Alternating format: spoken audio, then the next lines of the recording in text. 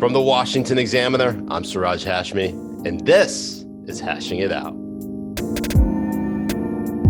I'm joined by Jerry Dunleavy. He's Justice Department reporter with the Washington Examiner and a good friend. Jerry, thank you so much for joining us. Hey, thanks for having me, Siraj. Anytime. Jerry, we're going to take a little dive here into typically a different case that has nothing to do with politics, but is very fascinating, and that involves the Sinaloa Cartel, particularly the dealings of El Chapo. There's been a huge development in the month of February.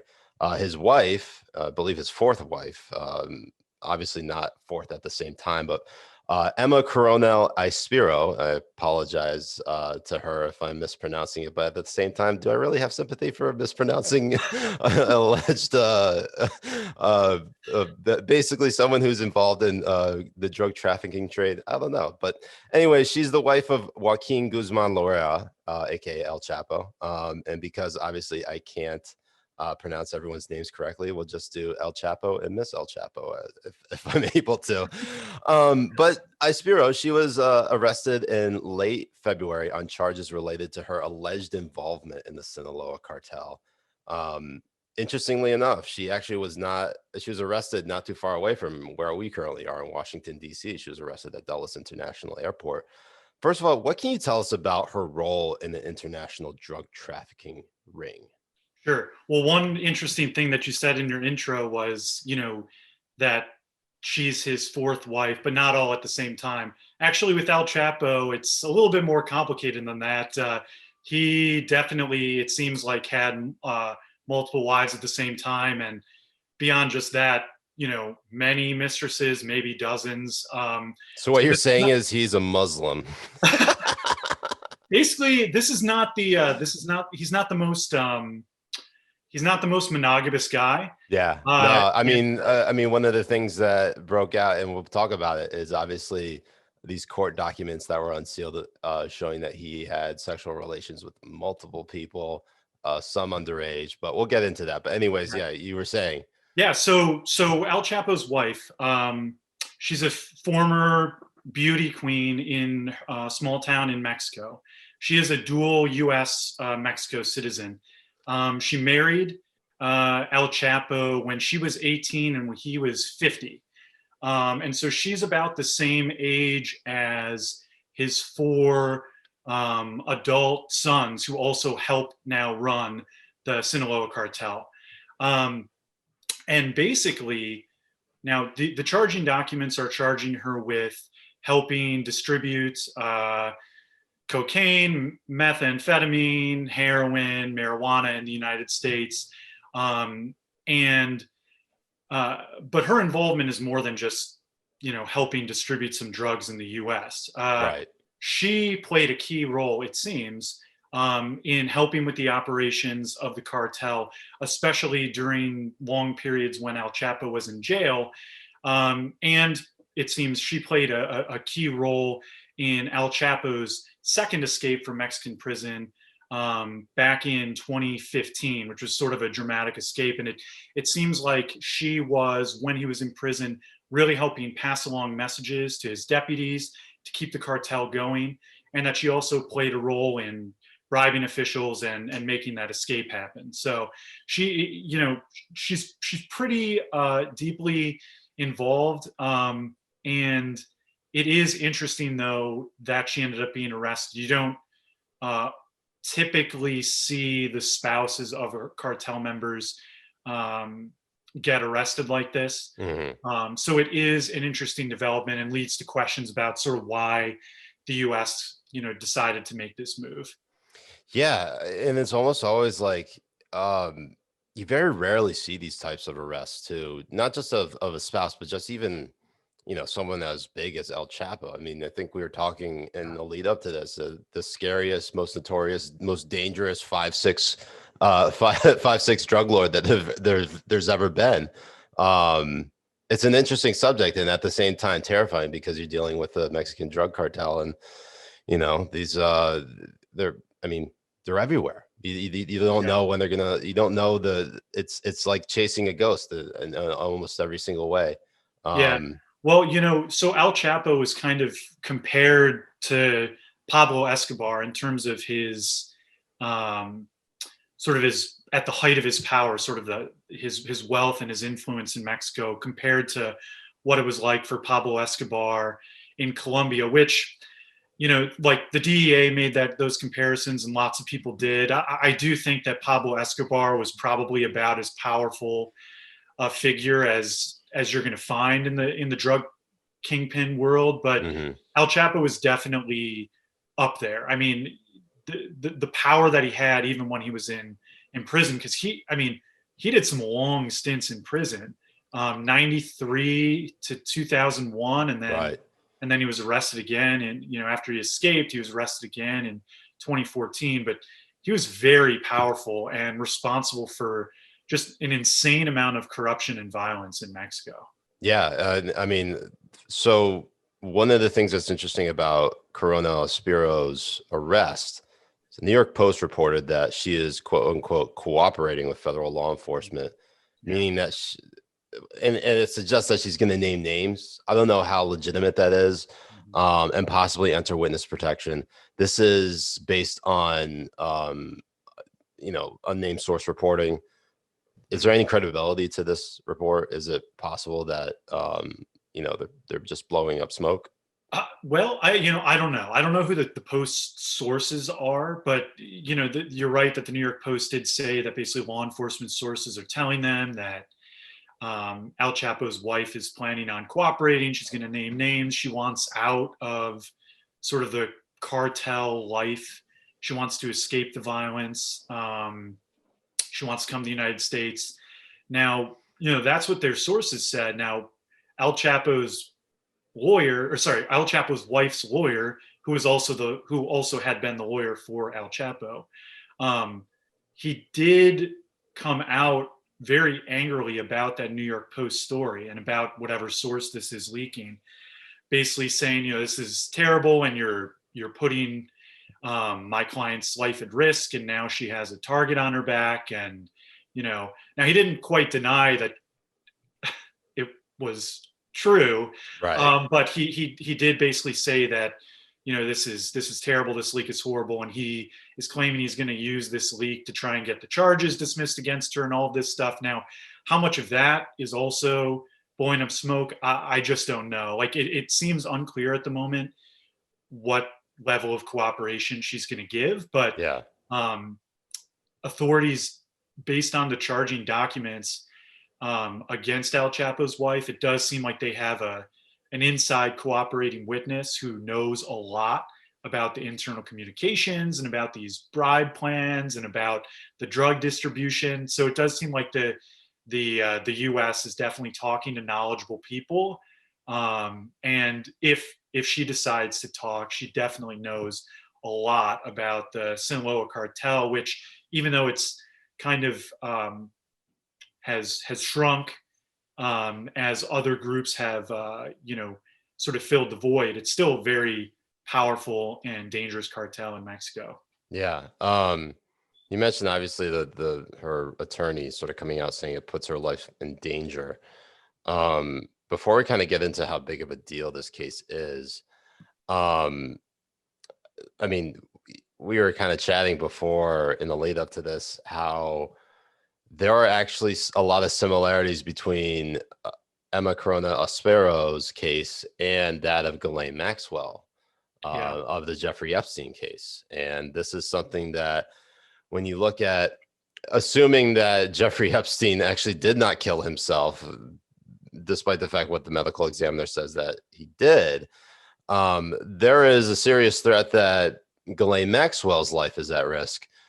In the same token that Corona Aspiro's life is at risk because of the potential information that could get leaked, to bring down the entire operation and organization. Mhm. I mean, what are your thoughts on that?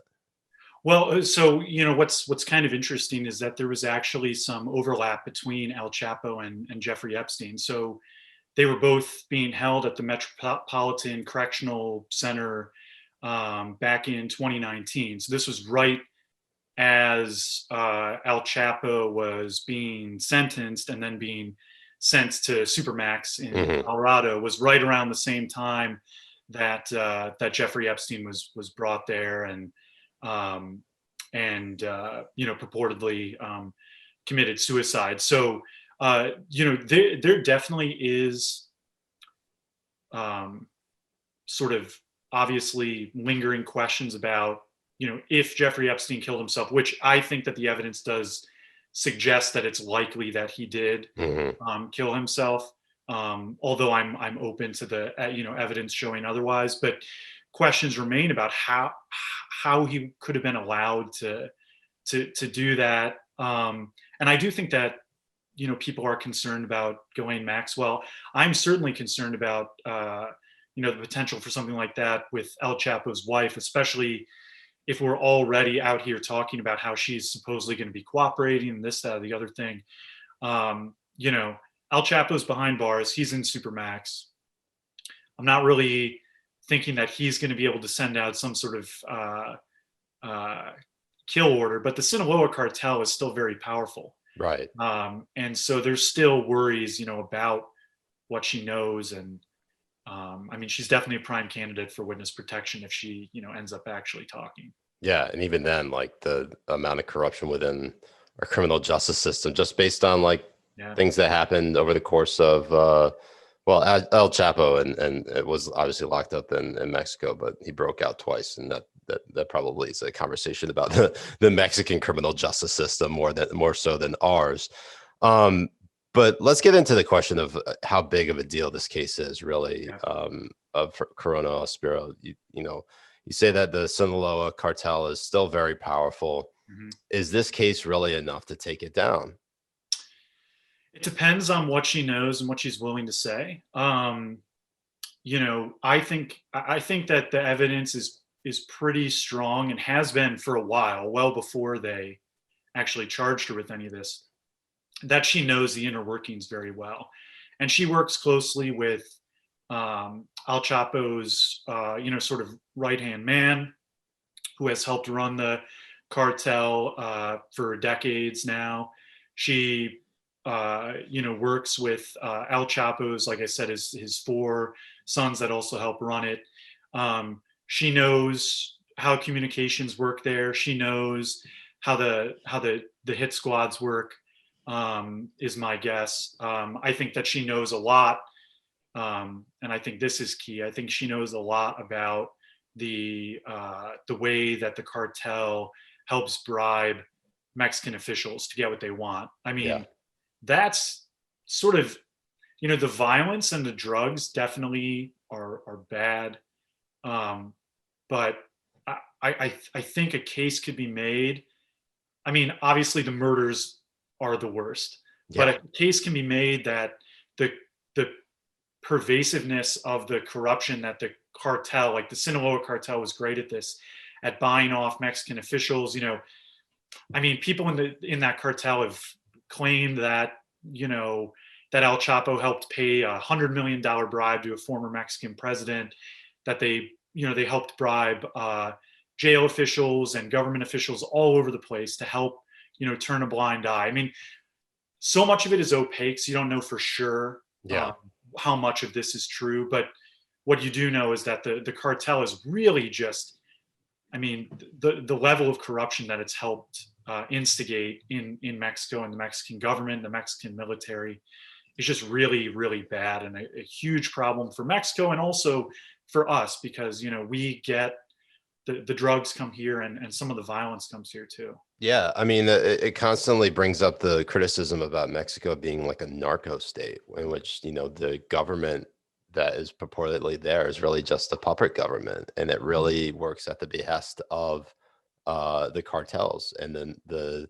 international criminal organizations like the Sinaloa Cartel and this new cartel. Well, I wouldn't say a new cartel, but really this the CJNG, the Cartel Jalisco Nueva Generacion, that's been rising up in the ranks and creating sort of a fill for the void that El Chapo left. But for those who are unfamiliar with El Chapo, just kind of talking about the man and what kind of person he was, what kind of man was he? I mean, not was he, because he's still alive. What kind of man is he? Yeah. And how did he ascend to being one of the most powerful drug traffickers in the world?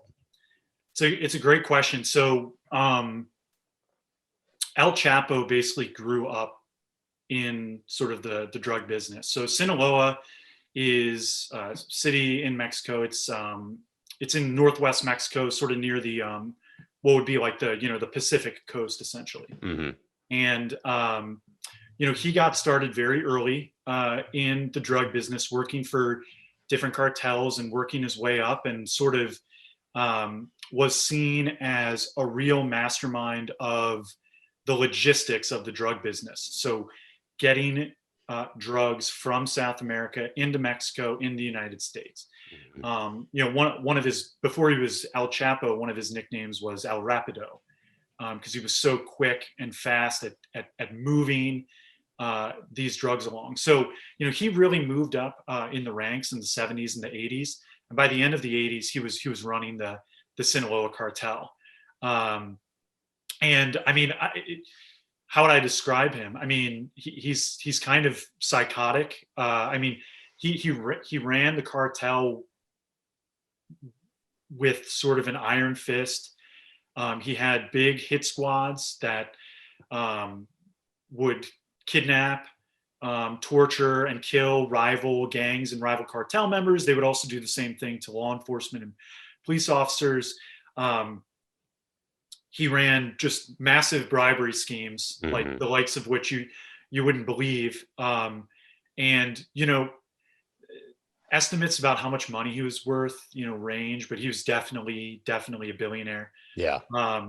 And he's an escape artist too. So he's escaped from Mexican prison twice. And we can go into that a little bit. Yeah, no, I got questions about that. So, just a real quick thing. Sinaloa actually is a state in Mexico, not a city. State. Yeah. Yeah. Yeah. But, state in northwest Mexico. Yeah. Yeah, but that's it's sad though, because like, the first association you have with Sinaloa is not the state, it's always the cartel. I always feel like bad about that. It sucks, but that's just the way of the world, I guess. Yeah. But what can you tell us about the operations of the Sinaloa cartel? Because obviously it's giant, robust, obviously not just operating in the state of Sinaloa, but controlling a large part of Mexico and actually the US. Mm-hmm. Yeah. So, I mean, again, so sort of what they are still very effective and very powerful. Some of what we're talking about here is though kind of like them at their height, right? When El Chapo was just basically before he got arrested. So I mean, they ran sophisticated operations to get drugs. They were bringing in drugs like heroin and that sort of thing from like Southeast Asia. They were bringing in cocaine from South America. They were also helping produce things like methamphetamine and marijuana in Mexico. So they could sort of had their hands in all of that. And they ran very sophisticated operations to get drugs in the United States. They were, they had giant long tunnels to get things across the border. They were bringing things in on boats, on submarines, on planes, on trains. I mean, basically any way you can imagine.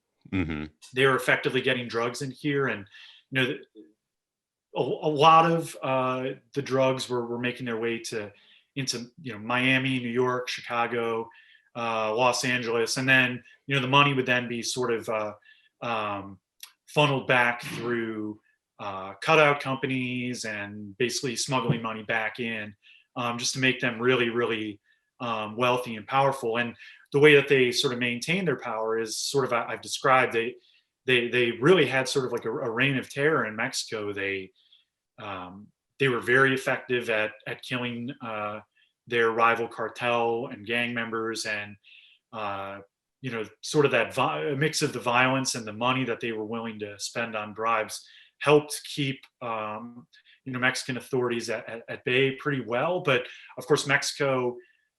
It is important to point out that there are a lot of people in the Mexican government and Mexican law enforcement that are in it for the right reasons, to try and stop this violence, help fix their country. And and the United States, of course, also is putting a lot of pressure on Mexico, or the DEA and the Justice Department here, to to fix these problems. And so, there is that sort of just big internal battle inside of Mexico. It's just sort Yeah. of this battlefield, where you've got the government, and some of the people in the government are really good, and some of the people in the government are horrifically corrupt, and you've got the cartels, and you've got the U.S. pressure from DEA, and then you've got sort of a lot of the Mexican people sort of just caught in the middle. Yeah, I'm also reading here that just an article from Insider in February that the Sinaloa Cartel is also shifting to trafficking fentanyl into the U.S. to sort of feed the opioid Yeah, epidemic. That's yeah, a huge point to keep. Yep, you're 100% right.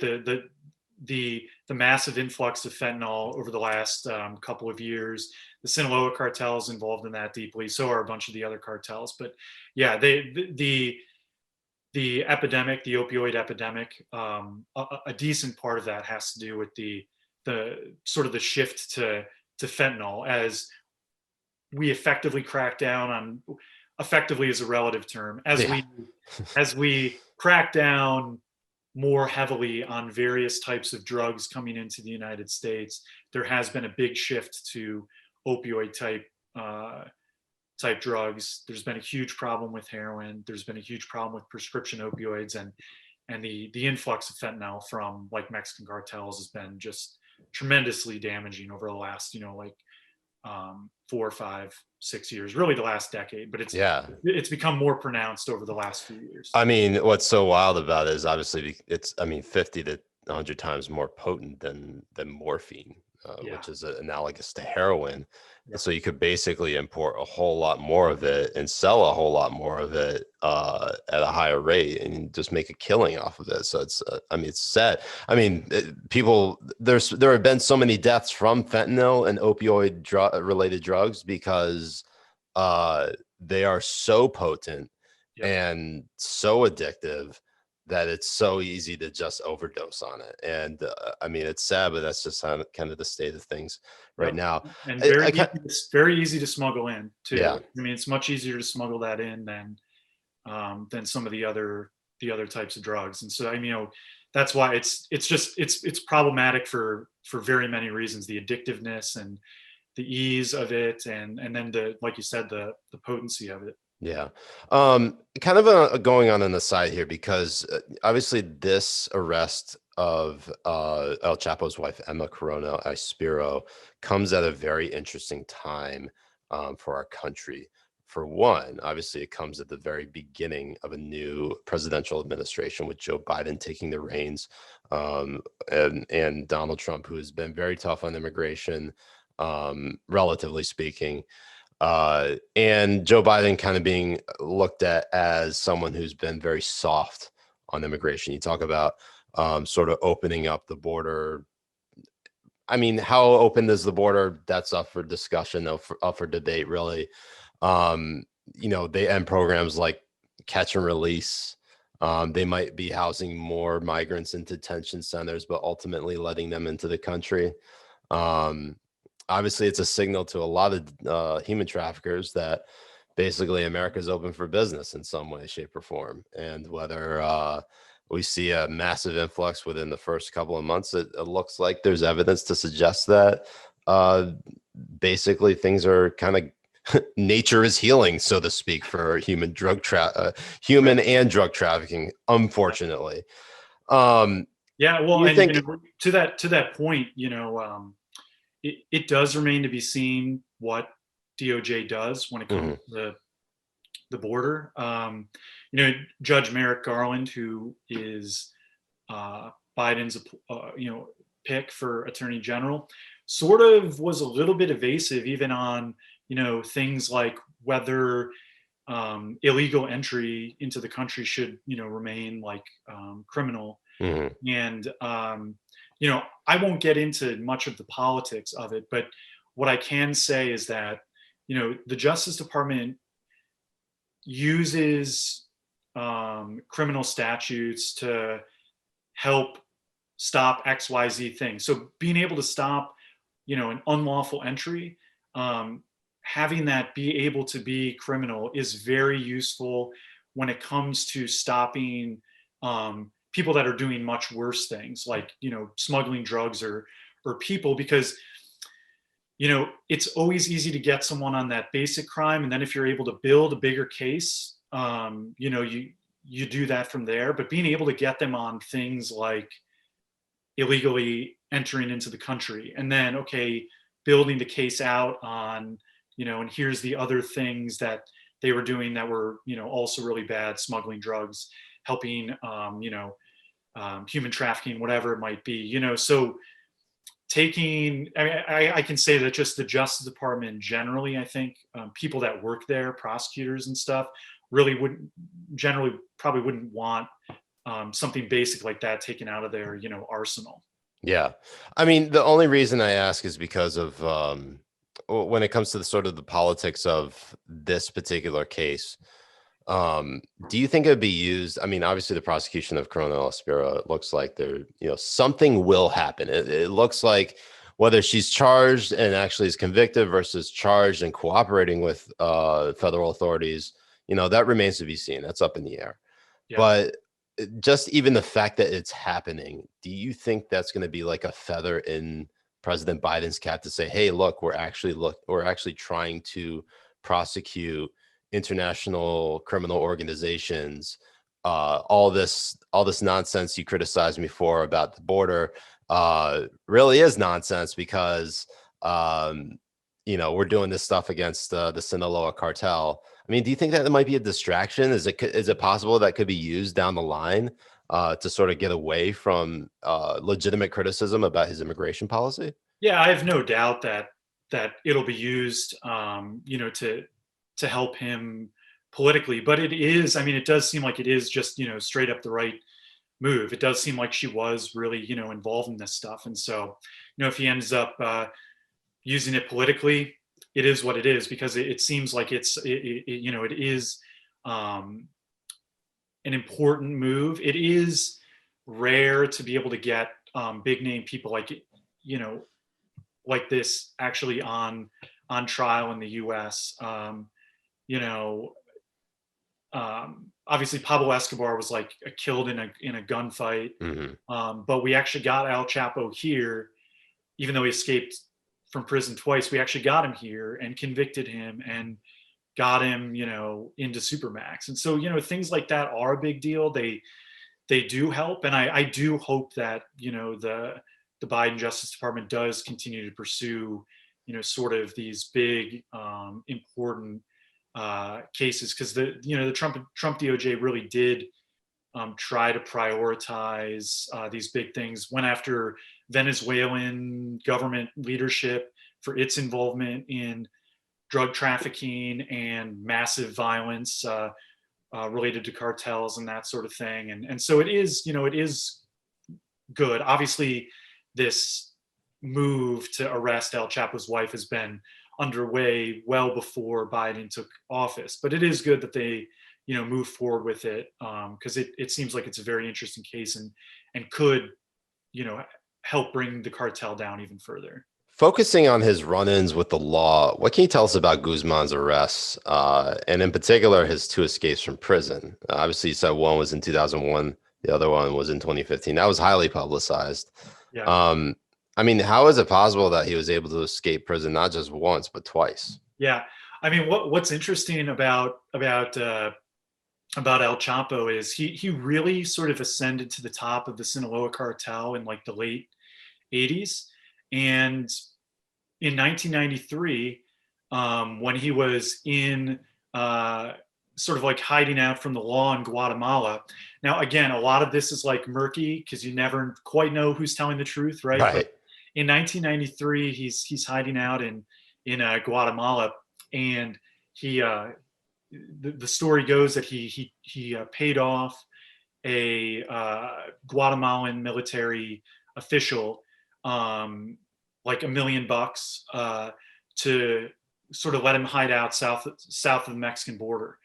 And instead of taking the bribe and going away, the info got passed along, and Guatemalan, military comes in and arrests him, and gets him into Mexico. And he's there in a Mexican prison. He was there for a long time. Yeah. 93 to 2001. He was imprisoned. Now, what was prison actually like for El Chapo? Well, I mean, he kind of, now when you look back, I keep going back to Pablo Escobar, because like I keep thinking that El Chapo is kind of like close to a Pablo Escobar figure, but doesn't quite get there. Because when Pablo Escobar was arrested, he basically built himself like his own little fake prison, and it was just basically like a big joke, and then he was able to leave. Yeah. El Chapo was in. It's like a Jeffrey Epstein work release. Yeah, I mean, exactly. It was basically like kind of just a big joke. But El Chapo was in a real prison, but he had so much money and so much influence that I don't think his life was particularly tough there. And kind of as a weird aside, he met I think he married her, or one of his girlfriends had been a former police officer. She was in prison for armed robbery, and he met her when he was there. She ended up actually helping him run his operation herself. Now she ended up being found, I think, in like the back of a trunk with Los Zetas initials carved into her. So it's not always the best thing to be associated with El Chapo. But so what sort of spurred his escape from prison in 2001 was that the U.S., I think in San Diego, an indictment dropped on El Chapo. And I'm sure that there were criminal cases against him all over the country, but I'm pretty sure in California they dropped charges on him. And around the same time, the Mexico Supreme Court basically made a ruling making it easier to extradite people from Mexico to the United States. So El Chapo was like, well, I mean, obviously he saw where that was going. So he spent a lot of money, probably like millions of dollars, to get out of the prison. He ended up escaping, being carted out, I think, by a prison guard in a laundry basket. Yeah. And I'm pretty sure that he paid off local police too to give himself like a 24-hour head start to escape. And he did escape. I mean, this is a true escape, because he was then a free man from 2001 until 2014. Yeah. And it was during that time period, by the way, when he was 50 years old, and his now wife was just 18, that he married her in 2007. So that was sort of his period of, even though he was on the run, that was sort of a big period of power and influence and wealth for him. Yeah. So one of the things that, he was in prison in Mexico for his first imprisonment. And when he escaped in 2001, it was El Chito, Francisco Camberos Rivera, a prison guard, who opened Guzman's electronically operated cell door. Yep. And then, as you said, he got Guzman into a laundry cart that maintenance worker, Javier Camberos, rolled through several doors and eventually out the front door. Yep. And then he was transported in the trunk of a car driven by Camberos out of town. And then, according to a report, the petrol station, Camberos went inside, but when he came back, Guzman was gone on foot and into the night. Yeah. And according to officials, 78 people were implicated in his escape plan. It was probably at least that many. And I'm pretty sure that the guy who ran the prison ended up going to jail. And there was also I think a prison guard who came forward to talk about it, who coincidentally, I believe, ended up, being killed a few years later. So, it's that sort of thing. So that was his first escape. Obviously ended up escaping again, though. Yeah, his second escape obviously is very fascinating too, because there were actual tunnels dug underground to get Chapo out of whatever. I don't even know how much security was around this particular prison, but it doesn't sound like there was a whole lot. Well, this is a fun story, and this is where El Chapo's now wife sort of played a part in this one. So El Chapo is basically free from 2001 till 2014.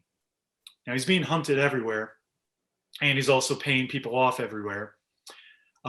Mexican military basically tracked him down in 2014 and tried to come through the barricaded door of one of the places that he was sort of hiding out in with one of his mistresses. Hmm. And now supposedly they just like couldn't get the door knocked down in time, and El Chapo was like able to jump out of bed and go down through a secret tunnel and like flee and get away. But they stayed on his trail and ended up imprisoning him. And yeah, his escape in 2015, then the next year was interesting because you know, just picture how kind of insane this is. He ended up escaping through a mile long, basically a mile long tunnel that was like a dozen feet, 2 dozen feet uh, down below his shower. So basically, they built the tunnel all the way to underneath his shower. I think that they had snuck him a GPS device into the prison. Built the tunnel all the way to underneath his shower. He took a ladder down. It was like 10, 20, 30 feet deep down into this tunnel. And this tunnel was like ventilated, like a mile long. When authorities like went down in there, they found like a motorcycle, which may have been like how, to help him like get that mile long distance faster. And so this is just like completely insane. And obviously there were bribes and payments that went to Mexican officials and all of that sort of thing to help, make that happen. And El Chapo's wife seems to have played a pretty key role when he was in prison, not just to passing along his messages to his cartel, but also helping, facilitate and organize that escape. And then they tried to do the same thing. They tried to, when he got arrested again in 2016, they put together another plan to, bribe another Mexican official for another $2 million and get him out again. But didn't work. It was actually foiled. He actually didn't escape, but it's pretty crazy what he was able to pull off. Yeah, I mean, there's obviously video evidence in his cell of him just sort of like pacing around and then finally walking over to his shower and dropping down, and that's Yep. it. That's the escape right And he there. was gone down He was into a gone. mile long tunnel with a motorcycle waiting for him. It's Like just so whatever. I mean, it's just like that's what prison was like for him in Mexico. it's insane. It's Yeah. insane. Focusing a little bit on his case, because obviously when they arrested him for the third and final time, the one that actually got him extradited to the United States, a couple of things that were obviously interesting about this. First, there was an extradition with certain conditions that had to be met. For one, if he was convicted, he couldn't be sentenced to death. Right. Secondly, the jury, uh, that concern obviously there was protecting them. And then third was the drama surrounding it, just sort of the overall drama around it. Some dubbed it the trial of the century. In your view, what made this trial so compelling? Yeah.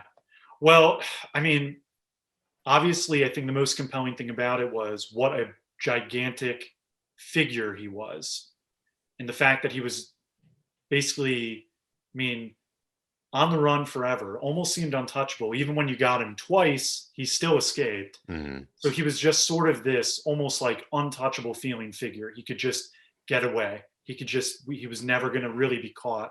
And they still fought it. That the extradition, one of the judges who was involved in the Mexican judges who was involved in El Chapo's extradition ended up getting assassinated while out for a jog Right. in Yeah. Mexico. So I mean, like there were still like questions: is he actually gonna get brought over here? Is he actually going to get put on trial?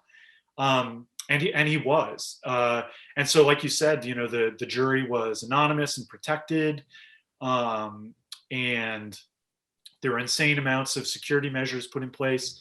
And it did turn into like a little bit of a circus. Al Chapo's wife was always attending, and she had to basically sit there and hear testimony about how he was like Al Chapo was like cheating on her the whole time with X number of 2, 3, a dozen, however many women as he ran around committing all of his crimes and stuff.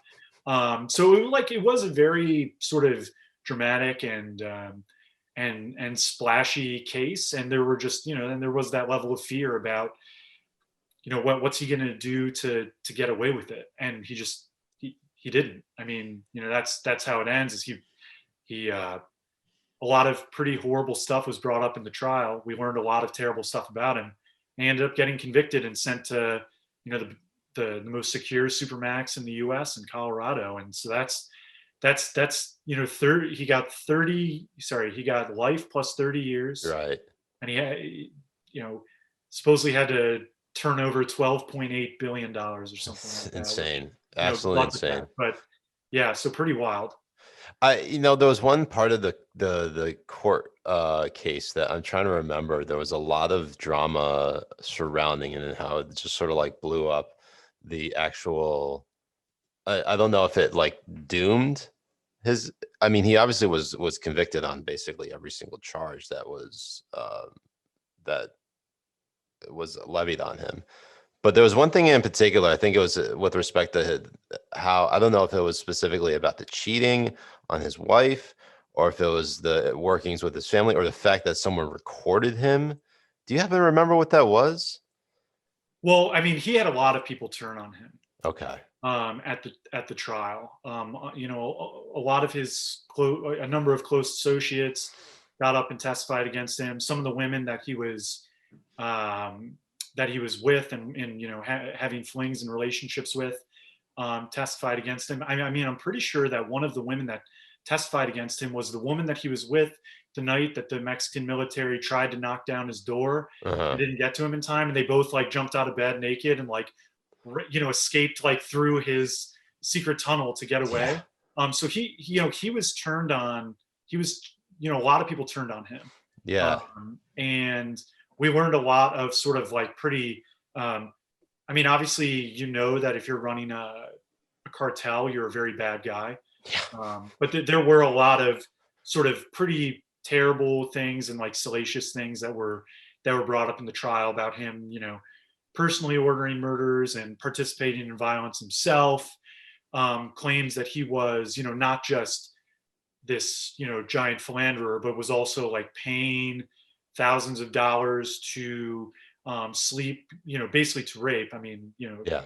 like 13-year-old, well, 13-year-old girls, and um, one of his longtime friends who turned on him, said that I'll claim that El Chapo, called these young girls like his vitamins and it gave him life and all of this stuff. So lots of like horrible, salacious stuff about the murders he was involved in, and sort of his absolute disaster and terrible, personal life, all sort of came out, in the trial. But his wife, El Chapo's wife, who the one just recently arrested, she would show up at court and was there to support him and and all of that, and ended up becoming sort of going from a bit of an unknown, um, which she was. I mean, for a while, the only picture that people had of her was her beauty queen picture from a decade and a half ago.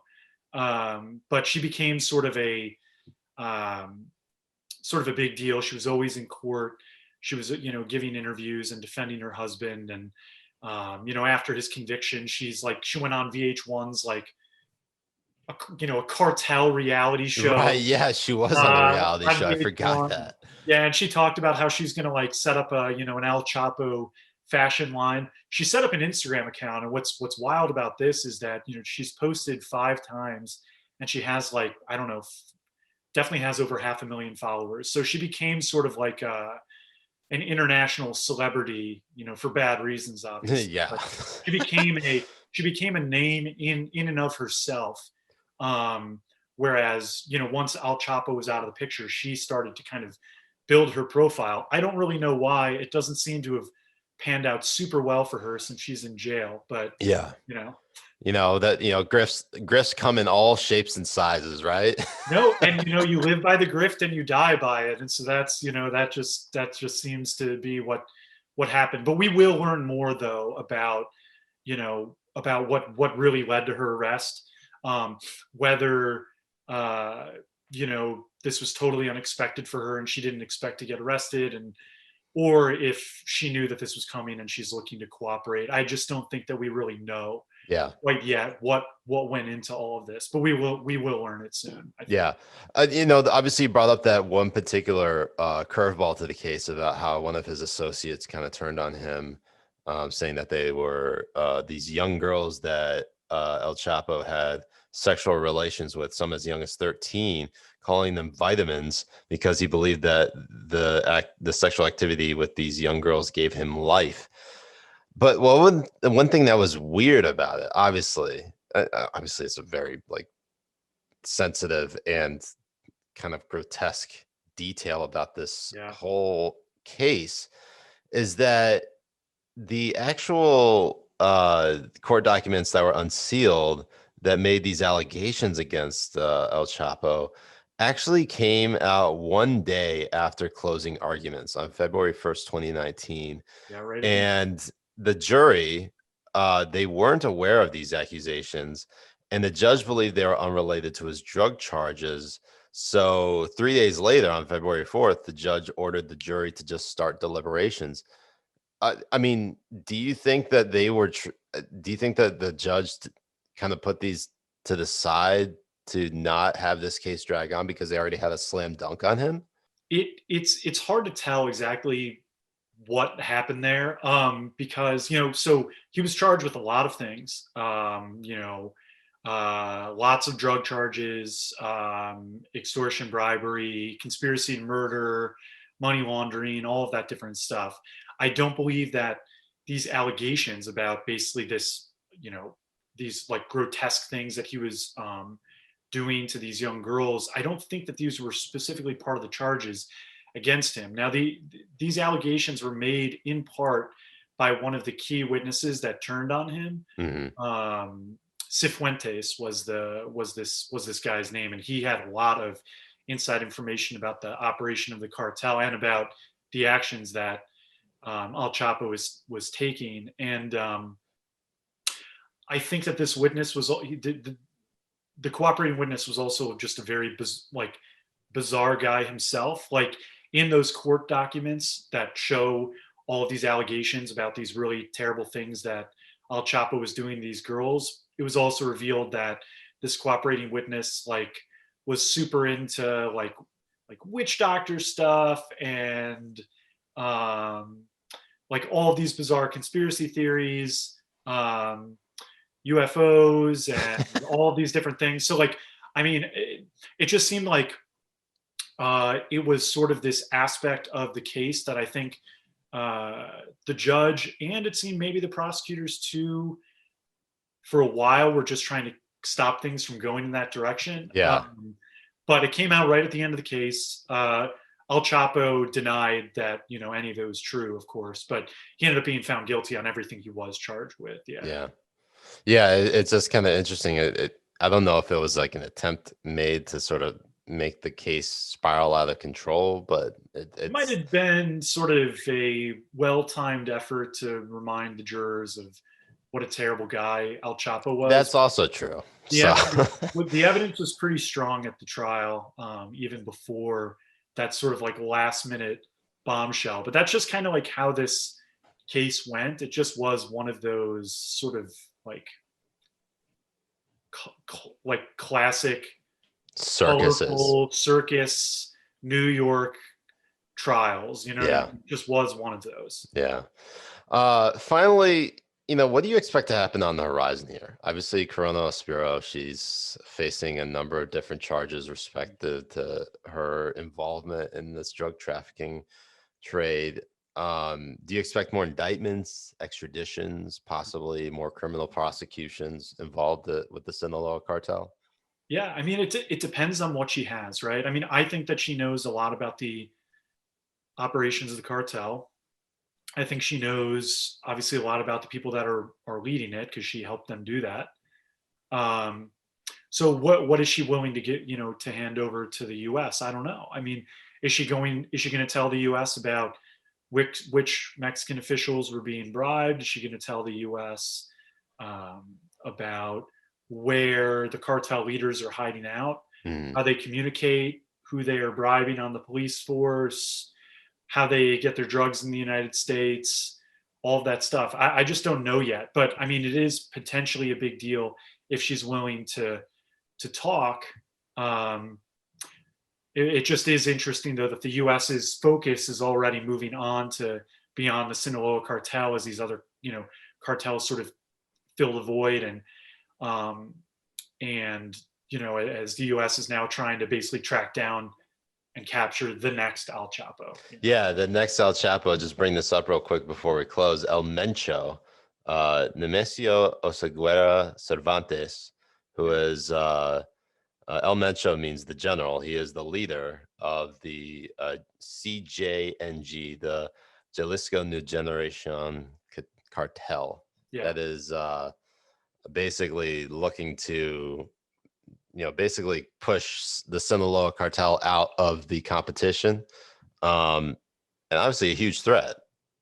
Yeah. So, I mean, that cartel um, has definitely filled the void. It's known for, so it's sort of has like military elements to it, and it's well known for its just sort of like horrific violence, um, beheadings, assassinations, and that sort of thing. I mean, there's people in Congress that want to basically name this cartel like a foreign terrorist organization, basically, because of just the level of violence and terror that it brings. These are very, very, very bad guys, and so yeah, the hunt is already on to try and take the El Mencho to capture him and to see if we can do to him what we did to El Chapo and Yeah. bring him to justice, get him in the United States, put him on trial, get him into Supermax where he's not a threat anymore. So we'll see if we're able to do that. It took a long time to do that with El Chapo, but we'll see. Yeah, I mean, I gotta say, just kind of finally, putting the nail on this is just that, the United States is always so involved in like fighting the war on terror. You got Afghanistan, Iraq, Libya, Syria. People tend to forget that while, Mexico is a huge trading partner of the United States, like they are in many ways like the Afghanistan to our Pakistan, or the it's just like it's just I don't know if people really understand how bad things are with respect to the criminal operations that run from Mexico and South America right, and Central America into the United States, and how much that impacts policy and people's lives. yeah. I mean, Mexico is like a great country, and like they're full of like really good people that are but they are caught in the middle of just They're hostages to these cartels. they really are. I mean, these cartels are they're they're very powerful, they're very wealthy, they're very dangerous. um, the murder and the violence and the drugs are very bad, and the corruption really has a big impact on the country too. Yeah. 'Cause you don't know if you can trust, because there are good police officers in Mexico, but you don't know if you can trust the law enforcement officer you're talking to. Is this person on the take? Are they working for the cartel? It's not a good situation to not be able to trust you know police and your government in even basic ways, thinking like, are they just working for the cartels? And a lot of them are. Yeah. And so it's the US is deeply involved in the fight. And I think it's a conversation for another podcast about how wise the tactics in the fight are. But we are deeply involved in the fight, and the cartels are very, very, very bad. And Mexico just remains a serious problem. It's a country with a lot of people. It is a big trading partner. It's with a pretty big economy, but man, it is just beset by problems with drugs and violence that just you really can't quite grasp when you live in the United States how bad it is in a lot of parts of Mexico. Well, Jerry Dunleavy, Justice Department reporter with the Washington Examiner, thank you so much for joining us. Thanks for the cheerful topic.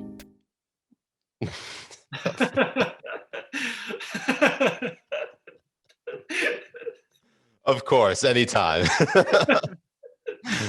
Yeah, anytime you want to talk about cartels, I'm always down. If you're looking to be depressed, I'm happy to do it. Anytime.